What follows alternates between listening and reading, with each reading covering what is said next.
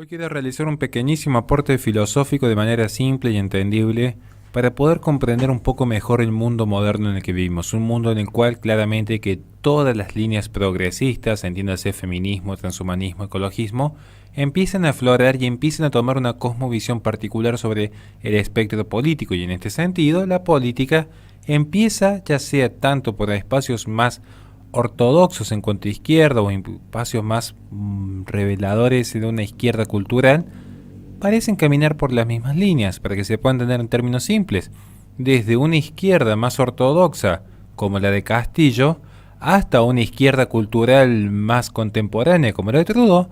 Hay ciertos elementos en los que parecen confluir temas propios de la agenda de género, temas propios de la Agenda 2030, temas propios incluso de la apertura del cientificismo transhumanista. Por eso quiero plantear hoy lo que es la gran falacia del humanismo secular, porque si algo que tienen en común todos estos espacios es la reivindicación del laicismo, la reivindicación de la lucha expresa en contra de la cristiandad. Y alguien diría, no, porque se supone que el Estado laico viene a procurar una suerte de libertad igualitaria hacia todos los credos. Bueno, la evidencia demuestra todo lo contrario. Vayan a ver qué sucede desde Burkina Faso hasta Nicaragua, desde Canadá hasta Holanda. Hay que ser muy cuidadoso, porque desde el poder se está realizando una reingeniería social para borrar justamente la identidad que fue la que conformó Occidente en su gloria hasta, bueno, los periodos revolucionarios. Así pues, lo que es la falacia del humanismo secular se puede ver que es propia de un engreimiento moderno que, si no se identifican los primeros principios indemostrables de la vida, no se debe adscribir a ninguna religión. La religión, según se dice de este engreimiento, es algo que los demás tienen. Los grandes iluminados tienen la verdad, los ignorantes tienen la fe. Este humanismo secular es en donde todos buscan la verdad más profunda en torno a sobre la cual estructurar la vida. Pero aquí está la pregunta, ¿qué hace que la verdad sea verdadera? Eso es lo que se busca encontrar en los esfuerzos más profundos de la filosofía cuando nos encontramos en la coyuntura de tratar de definir qué le da sentido a la propia vida. Todos creemos en lo que creemos, y de hecho Platón, ¿qué diría respecto al conocimiento? Platón, el concepto fundamental sobre el cual luego se va a trabajar todo lo que es desde la epistemología hasta la gnoseología, va a sostener el conocimiento es la creencia verdadera y fundada. Luego claramente que habrá discusiones en torno a qué es una creencia, qué es lo verdadero y qué es lo fundado, pero que ciertamente conocimiento es creencia. Digo porque a veces se piensa que solo los creyentes creen. Y nuestro lento crecimiento hacia la comprensión de que cada uno de nosotros ha sido creado a imagen y semejanza de Dios requiere un gran espacio de humildad. Requiere reconocerse a sí mismo como algo creado, no como algo creador. No es creador a partir del lenguaje, a partir de la palabra, a partir del verbo, un nuevo ser. Porque si algo caracteriza el ecologismo, el transhumanismo, el feminismo, el progresismo en general, es esta noción que desde el verbo se ha de crear un nuevo hombre. Ya quizás no sea el nuevo hombre del materialismo histórico dialéctico, quizás sea el superhombre de Nietzsche, pero siempre está la idea de un nuevo hombre creado por el propio hombre. Sin embargo, los creyentes expresan la verdad desde la propia pequeñez humana, dejando espacio para que los demás puedan encontrar también ese camino hacia la verdad, permitiendo que la dignidad de cada alma encuentre sentido en su existencia a partir de la trascendencia y no de la inmanencia. Curiosamente, el creyente abraza la libertad, abraza la dignidad, siempre en búsqueda de no imponer, sino de contemplar e invitar. Se deja siempre el ámbito de la religión fuera de la necesidad del poder coercitivo del Estado, algo que muchos olvidan, o que mejor dicho, han desdibujado respecto a la edad de la cristiandad en un milenio, tiempo por demás pacífico en comparación a la cantidad de guerras que hubo del siglo XVI en adelante, donde la ilustración sí se hizo presente. y se hizo presente justamente generando el Estado absolutista. No hay que olvidarse que el Estado absolutista no surge en la Edad Media, surge en la Edad Moderna, cuando el antropocentrismo se hizo presente de la mano de la Ilustración. Los que sí se imaginan que no necesitan humildad ante la verdad y que no respetan esta libertad son curiosamente los actuales progresistas. En otros tiempos y lugares, las grandes religiones luchaban a veces para establecer una verdad exclusiva. Esto también es cierto. En los albores de la modernidad en Occidente estaba claro que esto ya no era un modelo a conseguirse. Sin embargo, curiosamente estas religiones no eran precisamente las cristianas. Podría citar un simple ejemplo: las 23 facciones que se hallan sobre la costa, sobre el espacio occidental de China, que son facciones budistas, en las cuales se encuentran en este momento en una cruenta matanza. Hay que ser cuidadoso cuando se cree que el cristianismo es el que ha venido a perseguir. Lo que sucede es que hay todo un espacio de propaganda donde se toma desde la excepción la constitución de una regla. Tampoco se puede desconocer que han surgido nuevas religiones que están matando para imponer esta verdad. ¿Cuáles son estas nuevas religiones?, se preguntará algún oyente con un sano juicio. Pensemos rápidamente: el jacobinismo, el comunismo, el progresismo, el socialismo. Son nuevas religiones que renovaron la pretensión de la verdad absoluta que justificaba el poder coercitivo absoluto, propio de la modernidad. Estas nuevas religiones que dejaron un paso más cerca del hombre hacia la miseria y la muerte en los peores excesos que se han visto, particularmente en el siglo XX, sin desconocer las revoluciones del siglo XVIII. Hace algunos años hay que considerar que este fenómeno se profundizó, pero con una particularidad, quizás de manera más sutil. En este momento ya no se habla de una explotación de la esclavitud mediante el poder coercitivo, sino una explotación de la libertad, pero no deja de ser, en ese sentido, curiosamente, una explotación. En la vida uno se va dando cuenta que la mayor parte de nuestras reflexiones tienen que ver con la consecución de aquellos objetivos necesarios y temporales para esta vida respecto a las grandes incógnitas: el quién soy, el para qué soy, el cómo soy.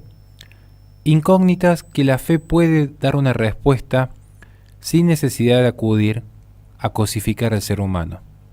Mientras tanto, estas nuevas religiones van a empezar a cosificar al ser humano y materializarlo.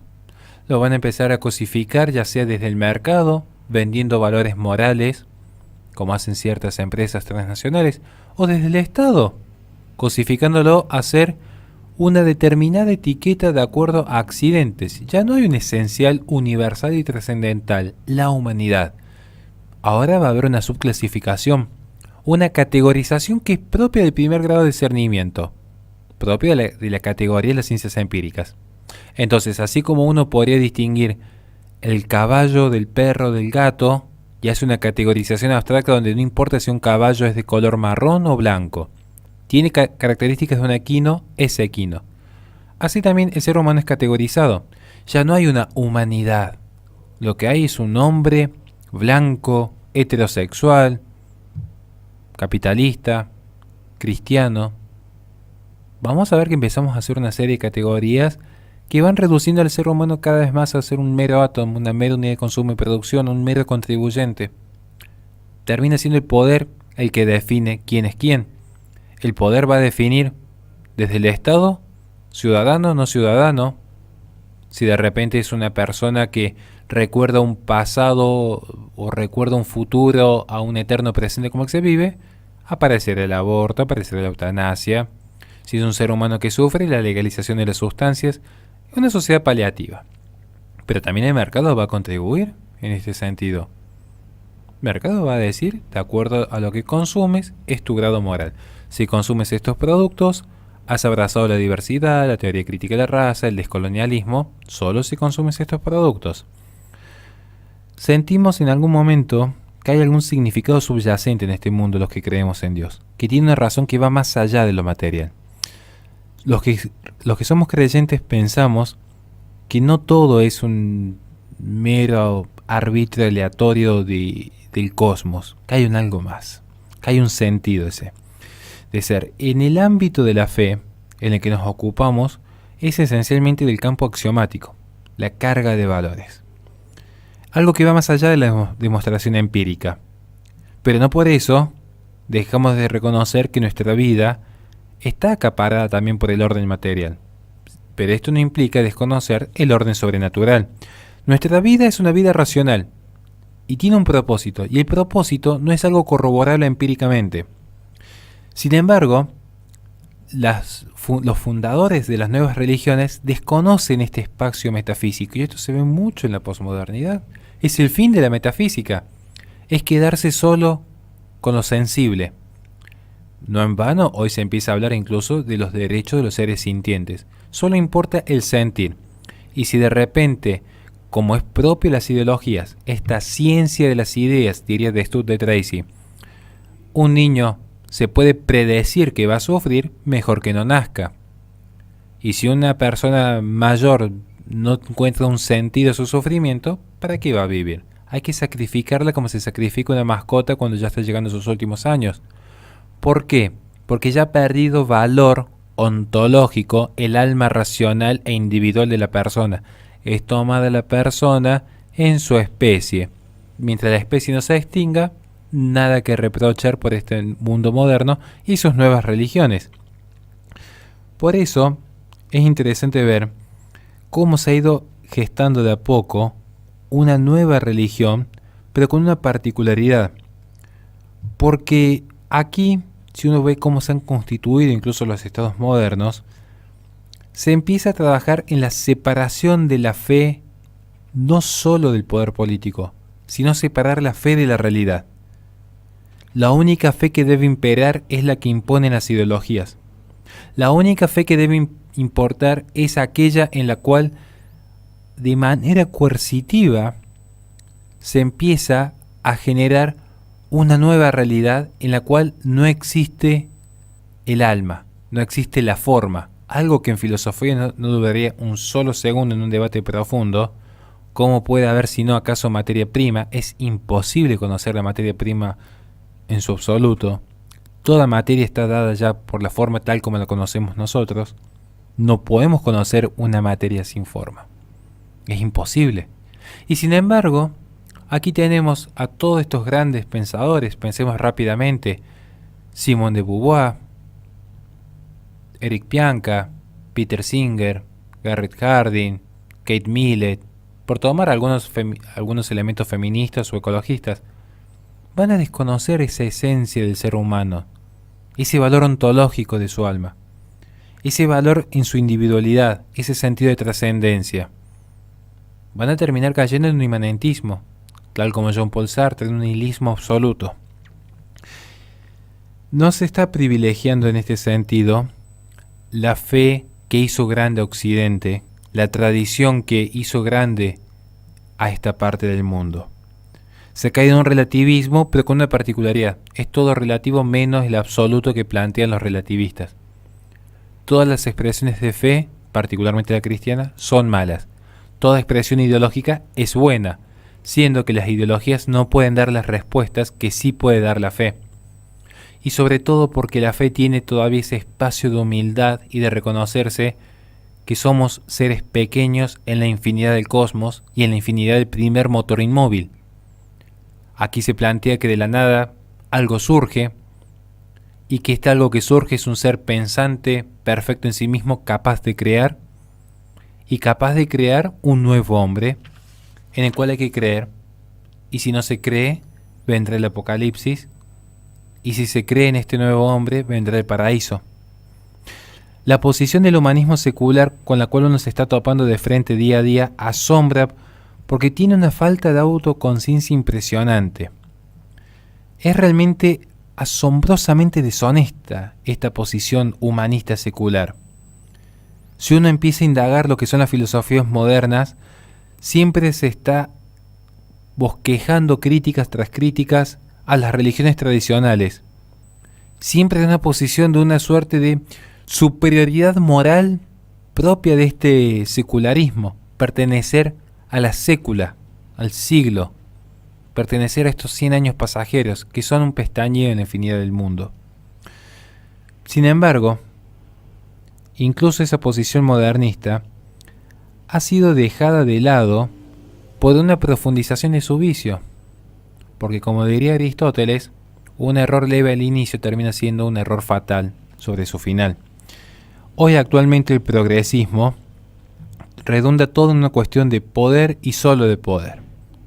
La voluntad del poder, diría Nietzsche.